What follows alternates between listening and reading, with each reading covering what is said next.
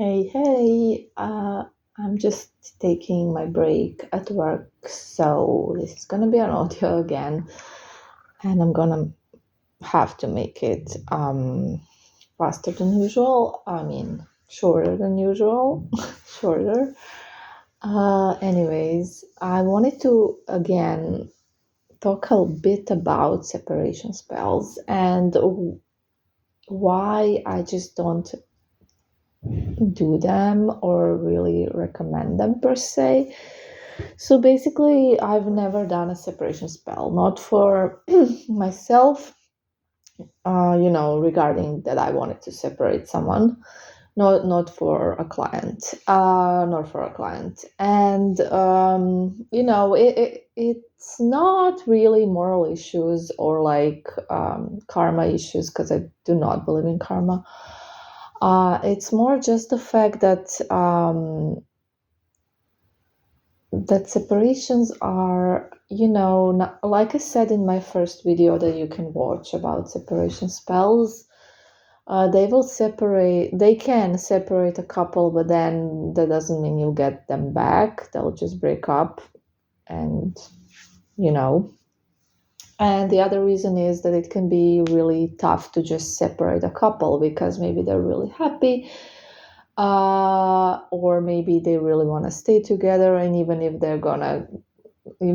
if the spell kind of works and they're gonna have some fights and issues, they might have really good communication and they may work it out and all of that. You can't really make someone cheat if they're not, prone to it and stuff. So I don't think you can go that route with everyone. Of course, with some people it's pretty easy. So there's that. Now that we kind of talked about why they usually will not work, let's just see what we can do.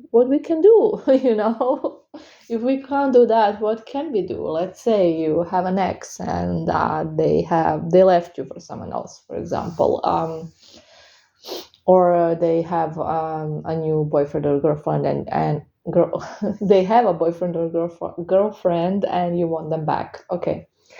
Now, if you're gonna do a separation spell, like I said, it really depends on their relationship, on their characters, on their, just lots of stuff, and they easily may not even break up, or if they do, they will not go back to you necessarily, or most likely. So what you should actually be doing instead of a separation spell is, targeted reconciliation and love spells on your target. So on your ex, for example, if it's an ex that we are taking this example in this case. Why? Because, those spells are gonna have an impact on your ex, starting to think about you, dream about you, want you back, maybe run into you, start a communication with you, whatever that might lead to you two getting back together, and him, of course, then naturally needing to separate from his current partner, or popularly known as the third party. See? So I don't know if I actually said all of this in my video I made before. Maybe I'm just repeating myself, although I don't think I am necessarily. But the point is not to separate a couple and to focus on this other person. The point is to focus on the two of you, to focus on rekindling emotion, rekindling passion, whatever you want to rekindle, basically. Trying to reconnect, to make a situation where you reconnect in some way and then go from there.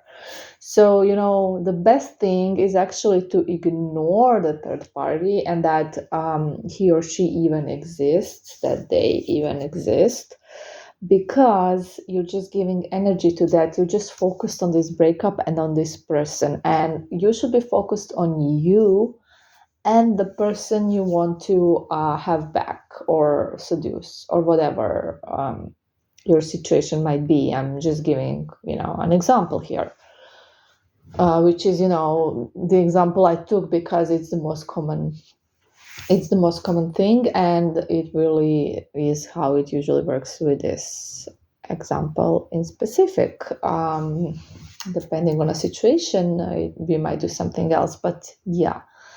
So if you are a baby witch and you're trying to separate this couple, please stop, because you can't really you can't control free will, as you know. You can't control free will. You can't make them break up if they don't want to break up, if they're fine, if everything's okay. What you can do is influence the person you want. Let's say it's an ex of yours. You can influence them with feelings about you, with running into you and getting back in contact with you and falling in love with you again, or whatever the case may be. You can do that, and that's how they then separate, because like this, they don't really have a reason. Number one, probably, most likely, maybe.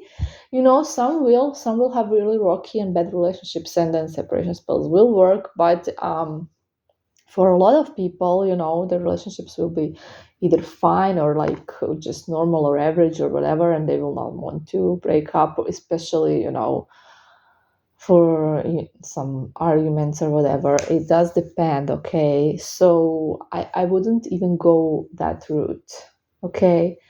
And just focusing on this third party is like bad, basically, because you are giving this person so much power. She's so much more important than you.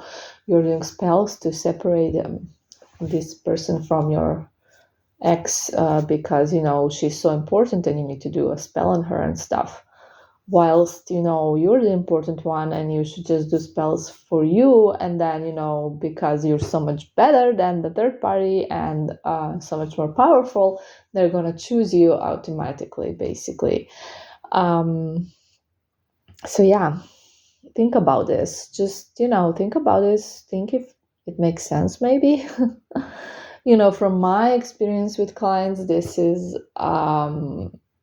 this is how it works. I know there are a lot of different practices, a lot of different approaches. I respect everyone, but just if your separation spell is not working, think about this, what I said. Okay, hope it helps, and hope you get your ex back. Bye.